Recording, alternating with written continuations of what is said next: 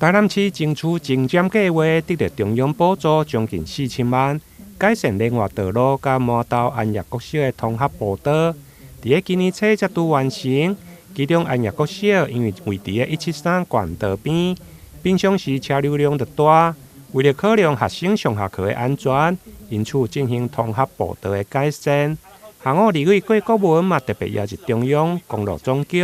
营建署、甲国教署。以及地方的教育、干务等单位共同视察，针对今年度营建署编列50亿的经费，要来改善学校通合步道。到目前为止，申请的件数却无到1成，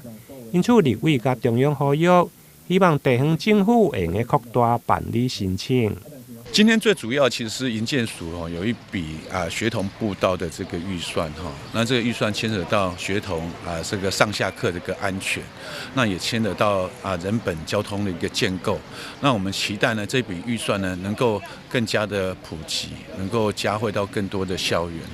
那据我们的理解全台南市的有200多间的学校那虽然有一部分学校有意识到、有警觉到那个学童步道安全的重要性，但是有一些学校也未必可以理解。刚刚好营建署有编列这样的预算，我们其实非常鼓励许多的学校能够来积极来争取，建构一个人本交通一个安全的一个环境。因为我们第一次下来，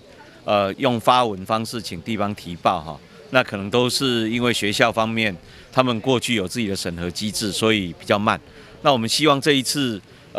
市府这边能够扩大了因为我们不希望只有学校周围，而是用通学步道的概念，把周遭的街郭，包含重要的机关医院、商场都可以纳进来。那我们希望这样扩大以后，在市府这边是在市府的一层，能够整合相关的局处一起来做改善。那这样的话，可以彻底解决学童上下学的这个通学步道的问题。那也希望借由这一次呢，来推广，来降低这个学童这个车祸肇事率的问题。那甚至借由这样的改善，可以让这个校园周边变成非常好的一个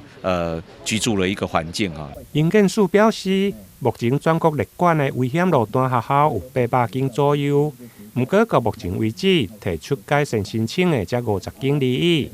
中央表示，有可能是希望到地方以后。因为是通合步道，因此转由教育局甲学校来处理。不过，营建署认为应该扩大到校园的周边，甚至结合干务、交通或者是警察单位，共同提出改善。对此，中央会再甲地方首长来沟通。台南新闻林根采访报道。